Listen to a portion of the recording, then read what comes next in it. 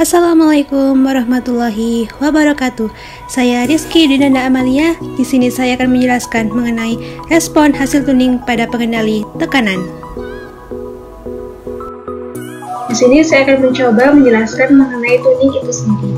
Tujuan dari percobaan kita kali ini yaitu mengatur parameter-parameter kendali yaitu KC, PB, TOI, dan TOD agar mencapai kriteria respon pengendali yang baik. Tahapan dari tuning itu sendiri, yang pertama menentukan parameter-parameter kendali yaitu KC atau PB, TOI, dan TOD. Yang kedua, analisis respon sesuai dengan 4 kriteria respon pengendali yang baik. Kriteria respon pengendali yang baik yaitu ada 4 kriteria. Yang pertama, overshoot-nya itu minimum. Yang kedua, jika rasionya itu 1/4. Yang ketiga, rest time-nya itu minimum. Dan yang terakhir adalah settling atau respon time-nya itu minimum. Di dalam tuning ini sendiri, kita bisa menggunakan 3 metode, yaitu metode yang pertama menggunakan Ziegler-Nichols, yang kedua metode Cohen-Cohn atau kurva reaksi, yang ketiga menggunakan metode internal model control atau IMC. Di sini kita ada grafik, di mana ini merupakan suatu grafik yang ideal, di mana grafik itu dikatakan ideal apabila offsetnya itu kecil, oscilasinya itu sedikit, dan overshootnya itu kecil. Ketika kita akan mencari nilai offsetnya itu sendiri, kita bisa menggunakan suatu rumus yaitu SP dalam keadaan steady state dikurangi dengan PV dalam kondisi steady state. Di dalam kurva ini ada beberapa macam kurva, di mana kurva dari proporsional integral maupun proporsional integral derivatif. Untuk kurva proporsional dapat dilihat dari nomor 2 seperti ini. Untuk kurva proporsional integral bisa dilihat seperti pada kurva nomor 3. Dan untuk proporsional integral derivatif atau PID dapat dilihat seperti kurva pada nomor 4.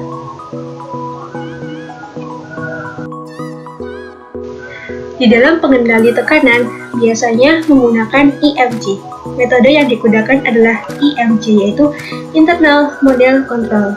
Metode ini diperkenalkan oleh Morari and Savirio dengan menggunakan pendekatan matematis atau empiris dari proses dengan dead time yang kecil maupun besar. Di sini ada parameter-parameter yang dapat ditentukan, yaitu KP, TO, dan TOD, itu pun jika ada. Di dalam IMC ini, kita perlu mencari nilai dari TOC itu sendiri. Dengan menggunakan rumus, TOC sama dengan 0,5 kali TO plus TOD. Rumus ini bisa kita cari apabila ada TOD-nya. Jika tidak ada TOD-nya, maka TOC-nya bisa kita cari dengan rumus TOP per C. Di sini ada beberapa model yang perlu kita ketahui, di mana kita akan mencari parameter-parameter yang akan kita peroleh nilainya menggunakan rumus seperti ini berdasarkan metode dari IMC. Di sini beberapa contoh dari parameter pengendali tekanan, di mana data hasil pengamatan fungsi transfernya itu HP-nya adalah min 1,105, TO-nya itu adalah 9,7 second, dan TOD-nya itu 0, di mana TOD-nya ini tidak ada, sehingga modelnya itu kita dapat lihat yaitu model yang kita perlu ketahui adalah PI, karena di dalam PI ini parameternya yaitu TO dan KP, sehingga model yang perlu kita cari yaitu model dari PI, di mana PB ini menggunakan rumus yaitu 100% dibagi dengan KC, sehingga diperoleh hasil seperti ini. Nilai KC ini diperoleh dari rumus bagian ini. Bagian 1 per KP kali TO per TOC, karena parameter yang diketahui adalah KP dan TO, sehingga rumus yang dipakai yang ini untuk menentukan nilai KC-nya. Untuk menentukan nilai TOI-nya, itu nilai TOI ini sama dengan nilai TO, karena sudah ditetapkan dalam suatu rumus ini, di mana TOI-nya itu adalah sama dengan TOP atau TO. Di sini data-nya 0 karena tidak ada daytime yang terjadi. Untuk tau C-nya kita cari dengan menggunakan rumus tau P per 3. Kita menggunakan rumus ini karena di dalam pengendali itu tidak ada tau D-nya, sehingga kita cari rumus seperti ini. Untuk proporsional integral dalam data hasil pengamatan, di mana SP1-nya yaitu 40,40%, SP2-nya yaitu 50,40%. Dan PB-nya seperti pada slide sebelumnya, bahwa min 36,83 berdasarkan dari perhitungan. Untuk tau I-nya yaitu 9,70, di mana tau I ini sama dengan tau. Untuk kecepatan kertas yaitu 3 cm per menit, dan konfigurasinya yaitu sama dengan tangki. Di sini kita diperoleh grafik yang telah terbaca, yaitu dengan PO1-nya itu sekitar 65%, berada di sini. Untuk SP2-nya sekitar 50,4%, berada di sini. Dan untuk SP1-nya yaitu 40,4%, berada di sini. Untuk nilai akhirnya kita peroleh pada saat kurva itu dalam keadaan steady state. Nilai akhir yaitu PV-nya itu sama dengan steady state, dalam kondisi steady state, berada di sini, berada di sini dengan nilai 50% untuk nilai akhir atau PV dalam kondisi steady state. Lalu untuk mencari rest time-nya, kita mencari dari titik dari nilai akhir ini mulai adanya kurva, mulai muncul grafik, sehingga rest time-nya itu berada di sini. Lalu untuk respon time-nya dikira-kira mungkin berada di sini.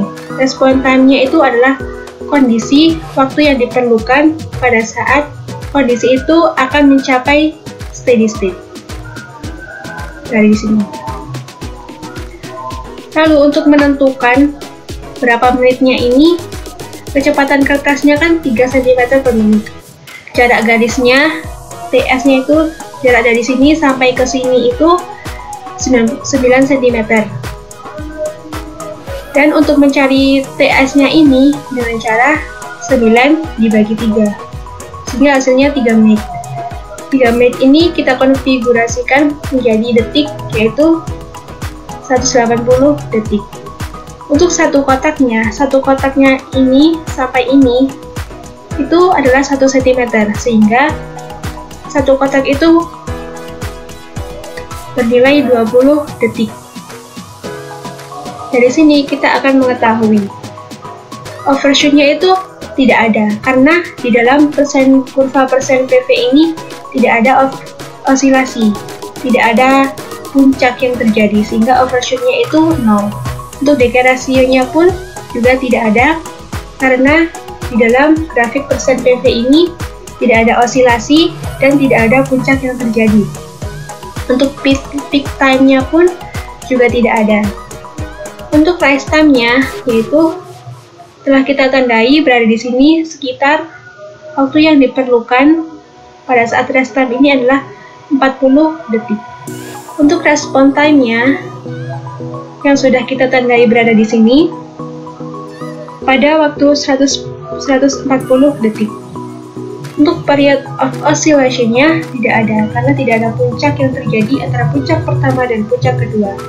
Untuk offset-nya dengan cara nilai SP2 dikurangi dengan nilai akhir, sehingga nilainya adalah 0,4%. Nilai offset ini terjadi pada saat berada di sini. Jarak antara SP2 dengan nilai akhir, itu adalah offsetnya. Mungkin cukup sekian penjelasan dari saya. Kurang lebihnya mohon maaf. Wassalamualaikum warahmatullahi wabarakatuh.